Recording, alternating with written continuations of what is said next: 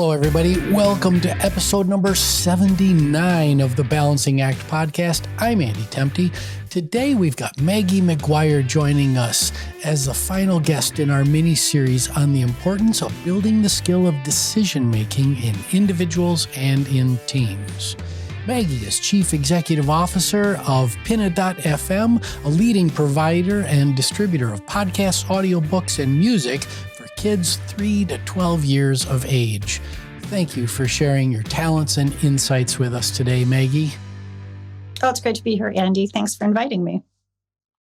Yeah, when I was doing some research on you and on Pinna, and I'd known of Pinna for a long time because it is a Graham Holdings company, and that's how we've crossed paths. But did not know that the Pinna is the external part of the ear. Yes, a clever connection. Our brand name is very literal in some senses. But a lot of people think it's a made-up name until I share that with them. They're like, oh, that's so cool. Yeah. Was that your brainchild? It wasn't. I actually was able to benefit from the brainchild of folks who came right before me in an incubator phase, the folks at Panoply, who were thinking very deeply about, is there an opportunity for kids' podcasts? And they came up with the name. And then I got talking to them, and here I am sort of carrying the torch. That's awesome. Panoply, now Megaphone, correct? Panoply, now Megaphone, now absorbed into Spotify. Yeah. That's right. That's right. So, Maggie, before we get started, it would be great if you told our listeners your story. Sure. So I have been a children's media executive for over 25 years. But we'll talk about this in a little bit with the follow-up question that's coming, I know. But I think what's important to know is my career path started as a teacher in a classroom. And I've been really committed to kids and education and entertaining and educating kids for my entire career trajectory. So started as a teacher in New York City Public Schools. I then worked for Teacher America, International Baccalaureate, helped create the middle years program that's now in schools worldwide. And then I made a leap into the entertainment industry, bringing my background in education to impact media for kids. And so I worked for a small television production company, JP Kids, then Nickelodeon, then Scholastic. And then here I am today leading a children's media company in the audio space called Pinna. What grades did you teach? I started as a high school teacher, 9th and 10th, but spent the majority of my remaining teaching years in middle school, 7th and 8th graders. And, folks used to say, oh, middle school, that's such a tough couple years to teach. And I said I loved middle schoolers. They were dramatic and they were different every single day. And there was a lot of heart and a lot of drama. And they were, older, but not yet too cool for school. So there was I had a lot of fun. I taught English language arts, history, and drama. I loved it. Well, teaching one of the noble professions, thank you for your contributions to the field of education, but specifically your time in the classroom is just to be applauded. If you had to pick one event in your life that just put rocket boosters under your career, what would that be? Interestingly enough, I made a decision to leave the classroom when I was probably in my late 20s, right at my late 20s, and start over. So I was progressing and been in education for a number of years. I'd been in the classroom, IB, Teach for America, could have really moved on in the career, in an educational career path, but decided to marry my love of education with the power, and now we really do feel that power in our current culture of media and its impact on children, and thought I could make a meaningful contribution to reaching exponentially more kids than I potentially do in my classroom through the power of media. And what I believe is what power boosted where I am today is my willingness in my late 20s to run coffees and become somebody's desk assistant in the media space in order to get in the door. And a lot of people would say, oh, wow, didn't that just put you back a number of years? And you could look at it that way, but I had moxie and determination and perseverance and a willingness to roll up my sleeves and do what was necessary for the role that I accepted, running somebody's coffees as a media executive, and propelled myself forward, making great connections and doing the work to get further and further along in the media space. And so I think it was a willingness to not be so concerned with the title and titles, but to look at my path and understand what vision I had for where I wanted to go and realize what I needed to do to get there. Yeah, it sounds like you used that as an experiential educational opportunity, and I did. looking at it not as a step back, but as an experiential learning opportunity is a frame that I think more people need to adopt as they shift and change in their career. Careers are not linear one-way paths anymore. And I think you're really demonstrating that. And again, if we look at them as experiential learning opportunities instead of the derogatory step back, I think we'd certainly be better off. Oh, I couldn't agree more. I mean, I think I'm ready to talk a little bit about the differences between fixed thinking and flexible thinking. And I really do think that approach to life was a fuel starter for me. And being really flexible in how we get somewhere, and things are not linear, and capitalizing on the skills you have and applying them into new endeavors is all part of the secret sauce, I think. That's awesome. If the podcast ended right now, that is just a super valuable lesson for everybody. But let's dive into the topic at hand, which is decision making. You made a big decision in your late 20s. Can you help our listeners understand the process you go through when faced with making a challenging, multifaceted organizational decision? Sure. And Andy, you and your listeners probably share the same perspective. There's many kinds of decisions. So first, thinking about what category does this live in? So I'll put on my leadership hat for this answer, but I think it does apply even on our personal life. So as a business leader, I'm first thinking about, is this a people decision, a culture building decision? Is this a financial investment decision or financial metrics involved? Is this operational efficiency? And why do I start there? Because it's going to be, who are the people that I'm going to bring together to help make this decision or influence or provide input into this decision? So it's going to matter. I'm a huge believer that there are multiple solutions and multiple paths. Choosing one is sometimes the hard part. But if you bring the right people in the room and you are prepared to be flexible, not fixed in your thinking, you're probably going to get to the best results. So ensure that everyone who you've brought into that room has clarity. Why are we here today? What are we talking about? Is this a problem we're solving? Is this an ideation effort that will lead to some decision-making down the pike? Then obviously getting everybody to have a voice in that room. And so sitting back and actively listening. And as a leader, if I'm in the situation of having to make the ultimate decision, my mindset is I have not come in with a fixed answer for myself. I may have lots of ideas, but I first want to just clear my mind and hear candidly what a variety of different individuals at the table who've been invited for very logical reasons have to say.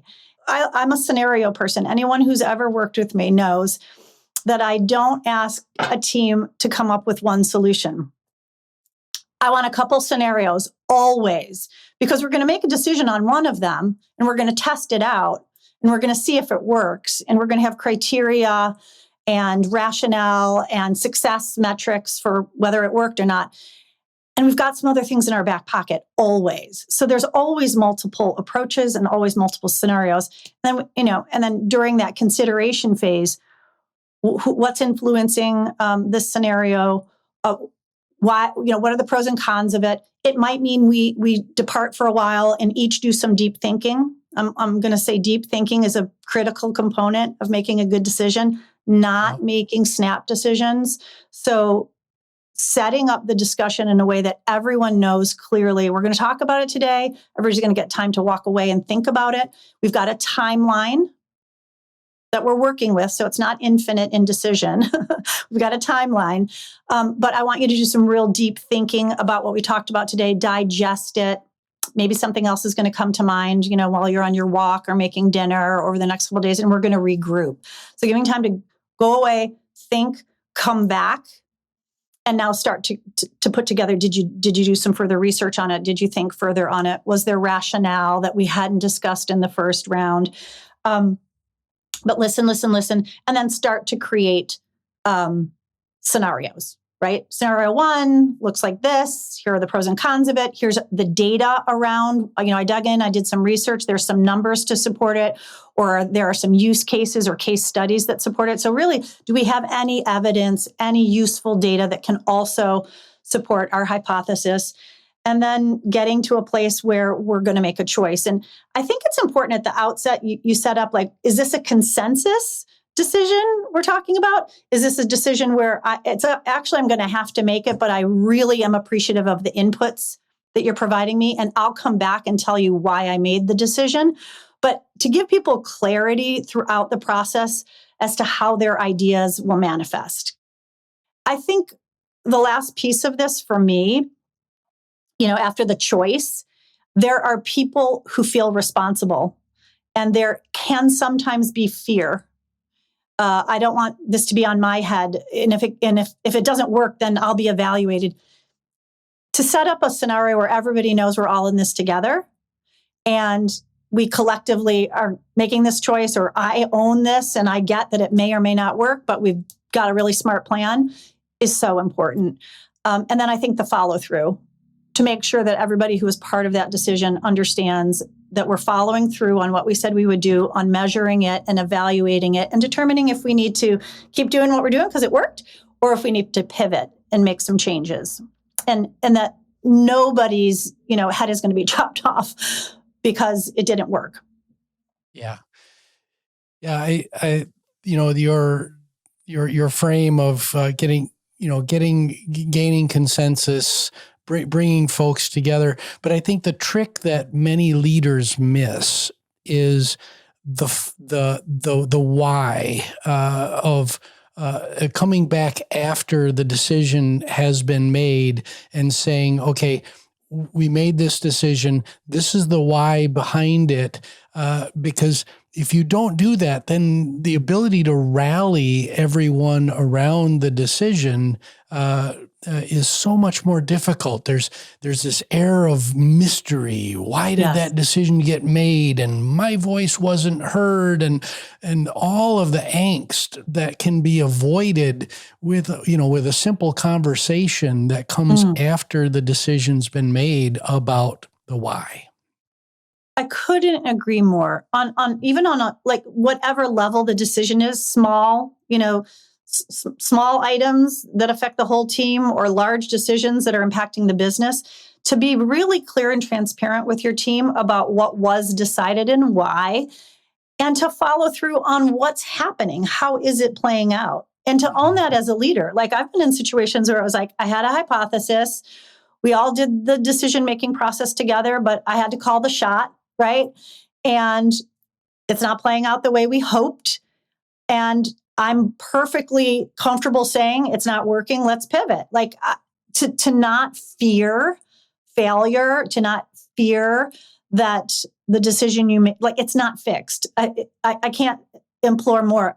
Fixed versus flexible thinking has been the balm for all of the decision making that I've made with my teams. And I think it brings people to the table in a way that if you're never talking about that, and to your point, you're never really discussing behind the scenes stuff, everybody feels like they're being judged, and that they're being critiqued, and that's just not going to get us to the best discussions, brainstorms, or decisions. Yeah. So, Maggie, you've spent most of your career in entertainment and media. I'm a musician. Before the show, we were talking. You come from a musical background, so I've been both a leader and a creator.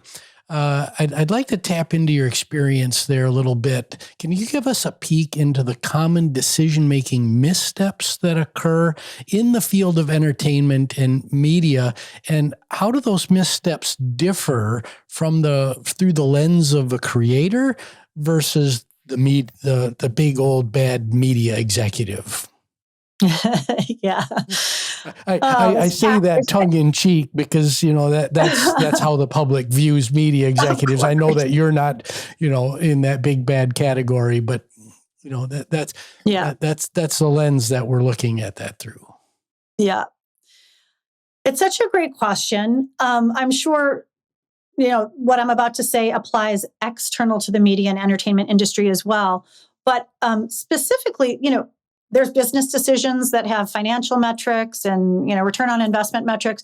But to make a lot of the decisions in the entertainment space are qualitative and subjective, frankly, around content. And if content is what generates our financial future, because that is what we're selling, it's interesting that, and I spend a lot of time with the teams who I've worked with in my career who are responsible for creative ideation, the creators.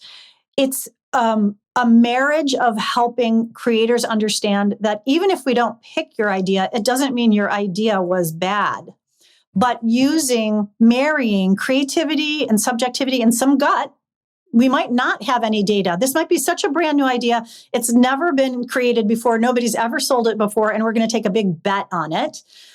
So a creator's got their idea and they own it and there's emotion to it. And there's, like a whole bunch of personal investment in it. And then you've got, I guess the media executive or someone who's got to make the final call. Are we going to invest in this idea? And it's about bringing the creators and the, business teams together to discuss the merits of the idea, the creative, why it's perfect for our audience, why we think we should invest in it.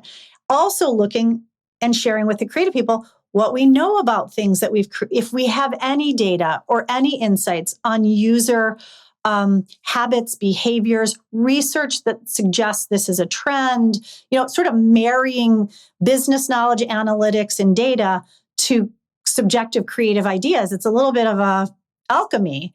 And the one thing I would say that Pinna does, and I've done it in all of my past roles in children's media, is we litmus test and kid test creative ideas before we greenlight them and invest a significant amount of money in it. So it's not unlike other business categories that have hypothesis about a new product, and you're going to test it before you invest in it. So a test for us in a subjective sort of like, should we make this podcast, this television show, produce this book, would be to create a prototype or a sample and put it in front of kids and get their responses and understand, is the objective we're trying to reach? Are we creating a comedy? Are we creating a mystery that we want kids to solve things alongside?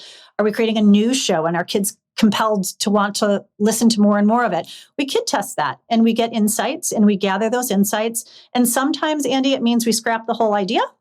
And then nobody's felt like their idea was dismissed. We invested in it enough to test it, right? Like you're bringing the creator into the process of that testing.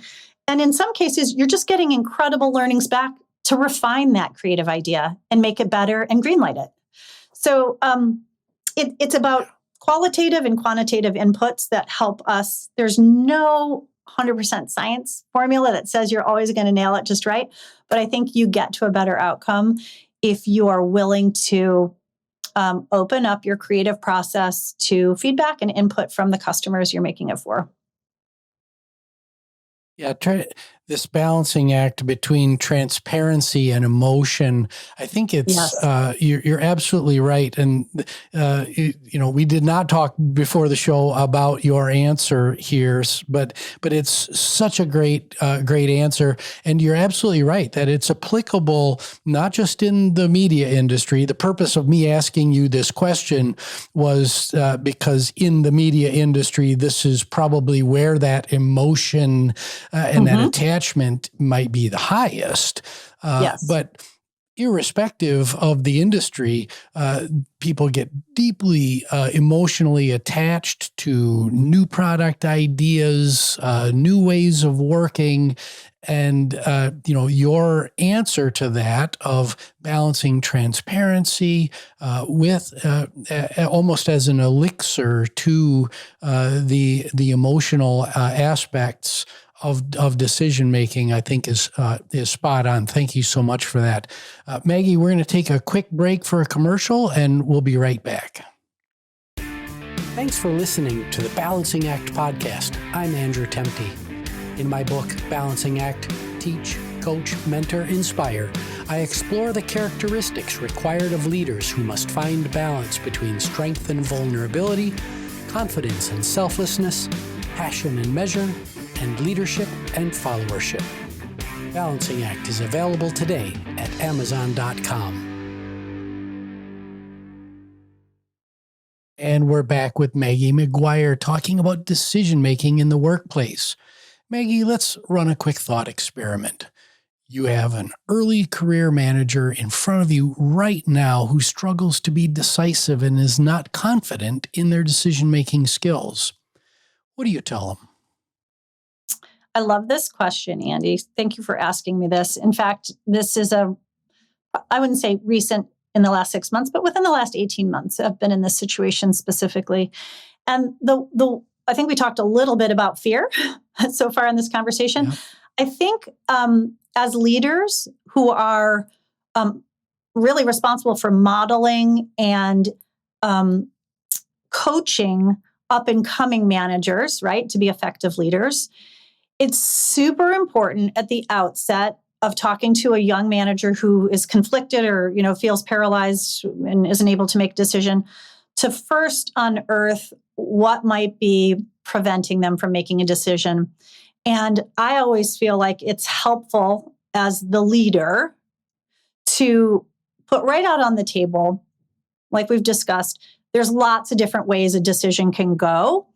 And you're going to make your best judgment by building some rationale around it. But I don't want you to have a fear. Like, let's remove fear off the table. I think that's such an important piece, especially up and coming managers who obviously they want to do the best job for you and they want to succeed. And, you're all likely hiring people who are very success oriented, which is awesome. But that comes with some complexities. People feel like all the weight is on their shoulder. It's scary to make a decision and your manager is going to evaluate you. So to just really help them understand that part of the decision-making process is that you might make an imperfect decision and it might not work out. And I felt like that actually just like, it's like alleviating some pressure right at the gate. And then really using some time in one-on-ones to give them a bit of a task, like, similar to what we just discussed, come up with a couple scenarios that you're thinking about. And when we get together, let's talk through those scenarios around the decision that you're having a trouble making. And do me a favor, when you come up with those scenarios, kind of talk through the pros and cons of each. Because that's actually what the decision-making process we just talked about includes. So you're just using couple coaching moments. And again, that time in between. Like, it's imperative that people have some deep thinking time between talking to you about this problem, making a decision, and then actually getting to a place where they're confident to making a decision. So maybe set up 2 conversations, one where you're setting up some coaching parameters and some homework, and one where they're coming back to you to really lay out their thought process. I highly encourage leaders not to present all the scenarios to the manager. The work is going to come from them if you allow it. Right? You're helping to relieve some pressure and you're providing some guiding and coaching around how to get to a decision, but not doing the scenario making and, kind of leading the decision. Because I really want to facilitate. You used the word confidence in your question, Andy. I really want to facilitate building confidence and building knowledge around the process of getting to a decision if they haven't been in a situation where they're tasked with making decisions. So giving them a lot of experience going through the process we've been talking about in this episode, I think is super important. Yeah. Thank you for really stressing this word fear, because I've known, I'll call them managers, not leaders, because you're not really in my book, you're not really a leader if you behave in the way that I'm about to describe, but saying, okay, this is your decision. You're going to own this. If this fails, it's all on you. I've had people tell me that. I've heard other people talk that way to first-time managers, and that kind of fear should not be involved in how are you supposed to develop an effective team? How are you supposed to really collaborate? Because if you put that fear in someone, they're going to do everything possible to try to make their decision work out because they think their career is completely on the line, right? And, there's already a built-in sense of, ownership. This is all on me. You, totally. As the leader, as a manager, you don't need to double down on that fear. You do not. And I like to remind the people that are on my team and managers that report to me, I hired you for your expertise and your talent. I'm confident you're going to get to a place where you're going to feel good about the decision you have to make. My job is to help you get there. And the most important thing in this whole conversation, you nailed it, Andy, remove fear from the organization. Everything, if we had crystal balls and I knew what the perfect answer was, I wouldn't need all those people. I need people and their human intellect to make their best hypothesis with a rationale, with a why, and we'll see how it goes. So we operate, every team I've ever been a part of and had the pleasure of being a leader of, we're a test and learn. Everything is a test. I don't mean a test of our own abilities. Let's test that out. Let's see how that decision works in the marketplace. Let's see if that'll create more productivity on the team. Let's see if that builds a more, optimistic culture. Like nothing is bulletproof until you put it out there and see how it goes. And so to really facilitate a lack of fear and to facilitate support of the final decision. Like my team managers can come to me anytime and talk through these ideas and weigh pros and cons and ask me what I think. And without all of the hierarchical concerns or the fear that if I make this decision, I'm going to be judged in my performance review. No, I let them know. I think I will let you know. I think that's a really good idea. Let's test it. I like the language of test and learn. Yeah. Very cool. Maggie, we're going to begin to close out the show now. I'm really interested in Pinna's business model.